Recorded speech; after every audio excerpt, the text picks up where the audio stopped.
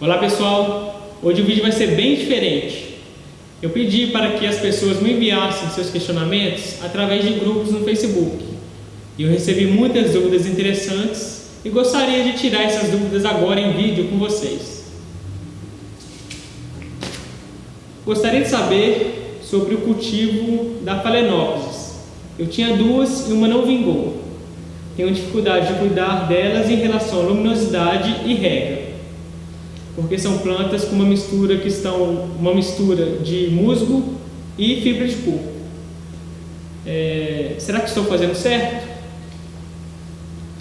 Bom, em primeiro lugar, a gente precisa entender o habitat natural da Phalaenopsis, que ela é encontrada em regiões de alta umidade relativa do ar, ou seja, regiões muito úmidas, né? Isso não significa que ela gosta de ficar encharcada, não é isso. Nenhuma orquídea gosta de ficar encharcada.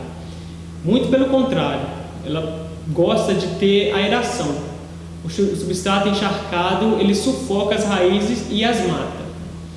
Para entender melhor sobre a Phalaenopsis, eu trouxe aqui um exemplo para mostrar para vocês. E vou mostrar uma característica morfológica dela que é de suma importância para o cultivo dessa planta. Percebam que as folhas das Phalaenopsis, elas são largas, grandes e planas. Elas não ficam, como outras orquídeas, elas não ficam nessa posição. Elas ficam assim. Isso serve para elas captarem, para elas absorverem maior quantidade de iluminação possível. Ou seja, elas têm essa adaptação porque elas vivem em um habitat onde elas recebem uma iluminação indireta. Elas não recebem iluminação direta do sol.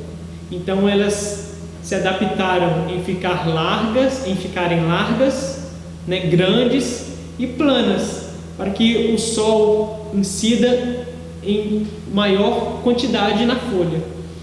Então, se a gente coloca essa planta direto no sol, ela vai receber muitos raios solares e vai acabar queimando.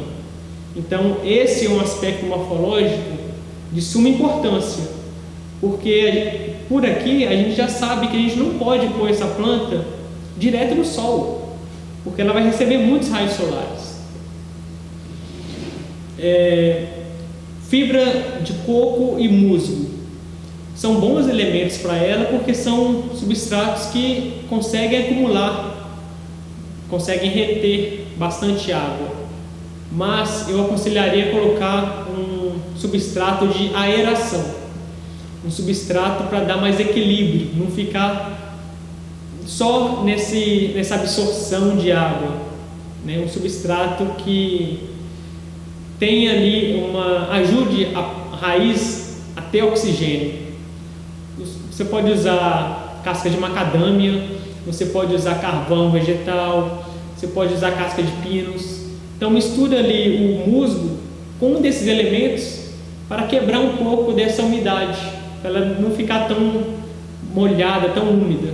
E tomar cuidado com a rega. Sempre que a planta secar, você molha. Não molhar demais, porque nenhuma orquídea gosta de encharcamento.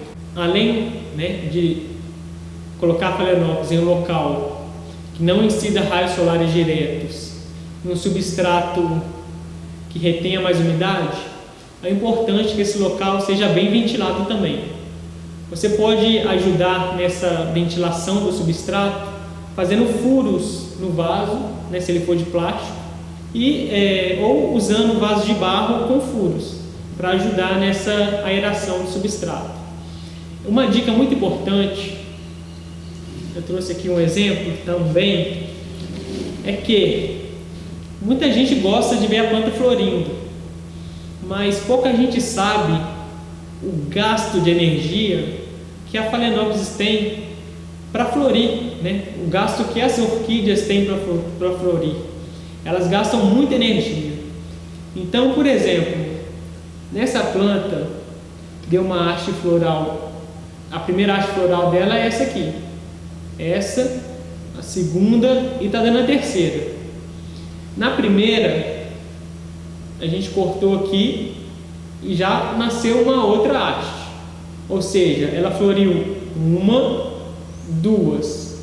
Na segunda haste, a gente cortou aqui e nasceu outra aqui. Uma, duas, três, quatro. Ela está indo para a quinta floração. Percebam que a altura de cada haste ela foi reduzindo de tamanho. Olha o tamanho da última, qual que está. Ou seja, se a gente deixa essa planta florir consecutivamente, ela vai acabar morrendo. A planta precisa se recuperar.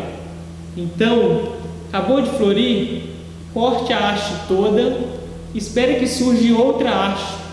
Não deixe, evite cortar muito em cima para que nasça várias hastes seguidamente. Isso não é bom para a planta. Olha como é que essa planta ficou, exatamente pela falta de energia dela. Ela não tem mais força, né, para ter uma haste grande. Ela está com uma haste pequenininha agora. E cada vez que ela floresce, o tamanho da flor ela vai diminuindo. Então, provavelmente, o diâmetro, se essa haste conseguir terminar de abrir as flores vão ser bem pequenas. Então, é importante que se faça esse descanso da planta. A planta precisa descansar. Outra pergunta. Gostaria de saber quais as vantagens e as desvantagens de usar a pedra brita como substrato de orquídeas. Bom, a brita ela é fácil de ser encontrada, ela dá mais peso ao vaso e é um elemento de muita drenagem, né? Um vaso só com brita fica um vaso que tem uma drenagem muito forte, muito grande. E acaba sendo uma desvantagem também, porque um vaso, um substrato muito drenante, acaba que você vai ter que fazer mais regas, você vai ter que fazer mais adubações. A brita, ela, por ser um substrato inerte, ela não possui todos os nutrientes que a planta precisa nele. Na verdade, ela não possui os nutrientes que a planta precisa. Então, a planta precisa ser adubada mais vezes para que ela consiga absorver nutrientes para crescer. Uma dica importante é utilizar brita granítica, porque a brita calcária ela tem uma reação alcalina que aumenta o pH, prejudicando a disponibilidade de nutrientes da planta. Bom, a próxima pergunta é: qual a época ideal que devemos cessar as regas e a adubação para se ter uma boa floração no cultivo das orquídeas dendróbiums? Olha, a gente tem que tomar muito cuidado nesse aspecto. Não são todos os dendróbiums que precisam desse estresse hídrico. Os dendróbiums nobile e seus híbridos, eles geralmente possuem essa necessidade para dar florações melhores, né, maiores, mais vistosas. E a gente faz esse estresse no inverno, deixando ela sem molhar durante mais tempo, né, claro, tomando cuidado com exagero, né, para deixar a planta morrer, né, de falta de água. A gente vai diminuir a rega e a quantidade de água a ser fornecida à planta. Então esse é o estresse. Não esquecendo da iluminação, né? Deixar a planta em um lugar muito iluminado para que ela possa assim florir adequadamente. Mas é sempre no inverno. Quero entender mais sobre adubos, o bocashi e o basacote. Bom, o basacote é um adubo químico de liberação lenta. Ele é essa aqui, ó. São essas bolinhas de nutrientes. Esse é o basacote.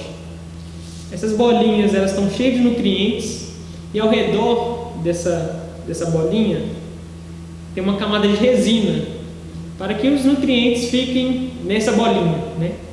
Então toda vez que a gente molha esse adubo, os nutrientes são liberados para a planta lentamente. Então a gente coloca algumas bolinhas no canto do vaso, né? Sempre no canto, tomando cuidado, porque se a gente coloca na raiz, a concentração de sais, né, a concentração desses nutrientes podem queimar a raiz. Então a gente coloca no cantinho do vaso e cada vez que a gente molha, a água entra nessa película de resina, dissolve os nutrientes e ele cai para a planta. Qual que é o problema disso?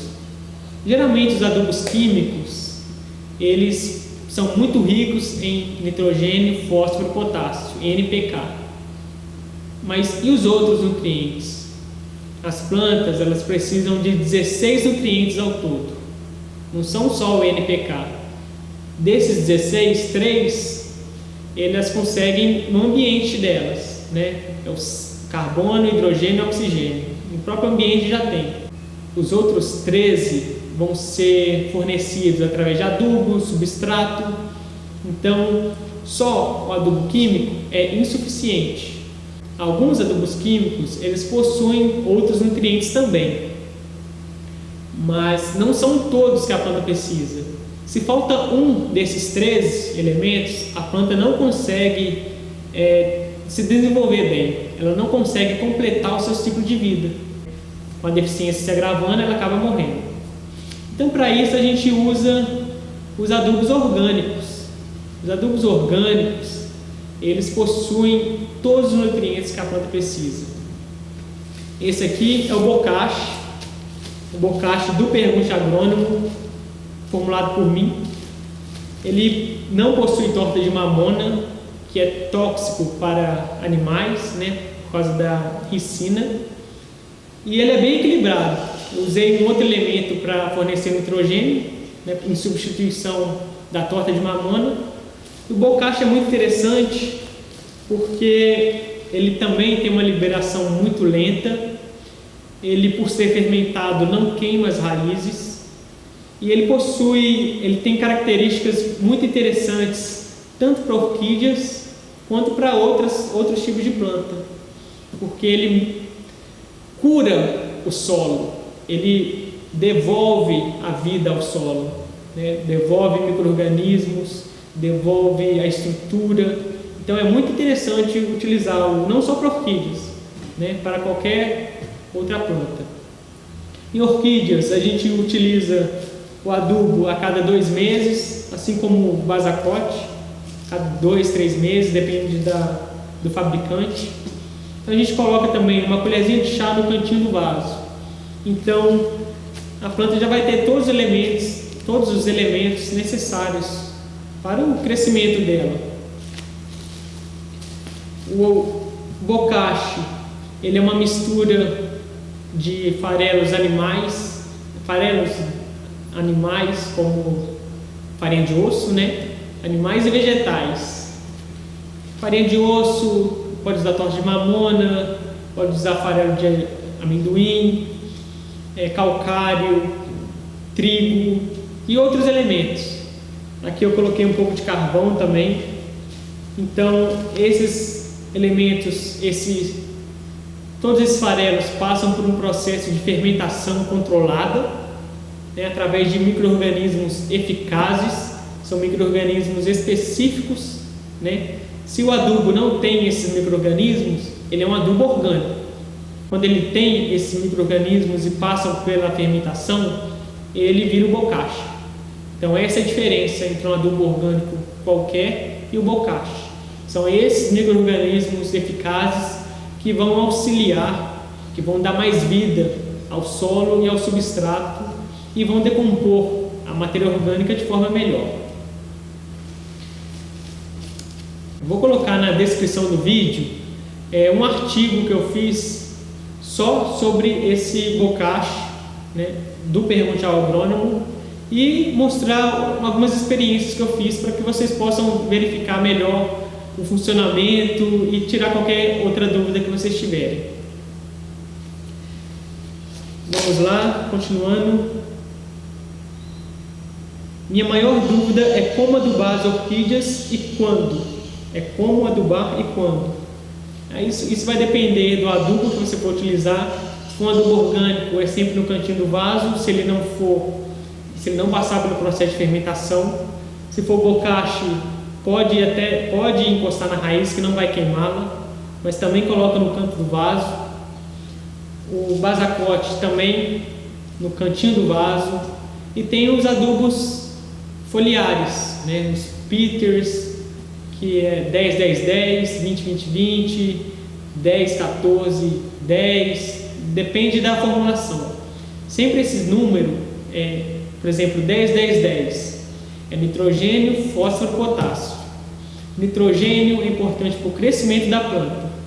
Então, se você quer que a planta vegete, né, que a planta cresça mais, usar uma quantidade maior de nitrogênio, de adubos que tenham mais nitrogênio. Se você quer que a planta floresça, né, mais, ou desenvolver mais raízes, nesse caso o elemento tem que ser o fósforo, ou seja, NP. No NPK é o segundo elemento. Então você tem que procurar um adubo que tenha maior nível de fósforo nele. E para a manutenção da planta, né, para usar sempre uma formulação mais equilibrada, usa quando os números são iguais, de NPK 10-10-10, 20-20-20. Então essa é uma formulação de manutenção, né, para usar em qualquer época, né, qualquer época, ou para florescimento ou para o crescimento, não tem problema. Sempre não adubar quando a planta estiver florida, porque ela pode acabar abortando as suas flores, dependendo do nível de certos nutrientes. E também evitar adubações no período de dormência da planta. O período de dormência é aquele período logo após a floração da planta. Se a planta não emitiu nenhum broto nem nada, deixa ela quietinha no canto dela até ela começar a emitir um novo broto, uma nova raiz. Aí sim você pode começar a adubar novamente. Próxima pergunta. Bom dia, gostaria de saber como uso as cascas de ovos nas orquídeas. Bom, casca de ovo, ela é rica em cálcio, muito rica em cálcio. Ela possui alguns outros elementos, mas em quantidade muito reduzida. Se você aduba a orquídea só com cálcio, ela não vai ter todos aqueles 13 elementos, né, que a planta precisa para continuar o crescimento dela. Então, é importante misturar a casca de ovo com outros elementos, para que ela possa, assim, ter todos os nutrientes que ela precisa para continuar o crescimento dela. Mas se você quer ainda utilizar, recomenda-se que moa, né, que forneça essa casca de ovo de forma mais reduzida possível, né, mais em pó possível, para facilitar a degradação e assim facilitar a disponibilidade de nutrientes para a planta. Gostaria de saber por que algumas orquídeas param de florescer durante anos. Olha, essa é uma pergunta muito ampla. Por quê? Podem ter vários motivos, tanto excesso quanto a falta de água, tanto excesso quanto a falta de iluminação, tanto o excesso quanto a falta de nutrientes, né? Então, depende muito do cultivo da pessoa. Então, é por isso que a orquídea não floresce. O cultivo está relacionado não só à irrigação, está relacionado também ao local onde a planta está, né? Então, é muito importante que a gente saiba do habitat da planta, para que assim a gente possa imitar da melhor forma possível esse habitat. para a planta poder florir bem. A próxima e última pergunta é a seguinte: olá, gostaria de saber o que fazer quando aparecem as manchas pretas e amarelas nas orquídeas. Também é uma pergunta muito difícil de responder por vídeo, sem ver a planta. Geralmente, manchas amarelas, elas estão relacionadas a pragas. As manchas mais escuras, manchas pretas, elas podem ser doenças fúngicas, doenças viróticas, podem ser doenças bacterianas e podem ser queimaduras solares também. Então é muito difícil a gente diagnosticar através de uma foto ou só falando o que a planta tem. Bom, todas as perguntas foram respondidas. Eu espero que as dúvidas tenham sido esclarecidas. Muito obrigado pela participação e até mais.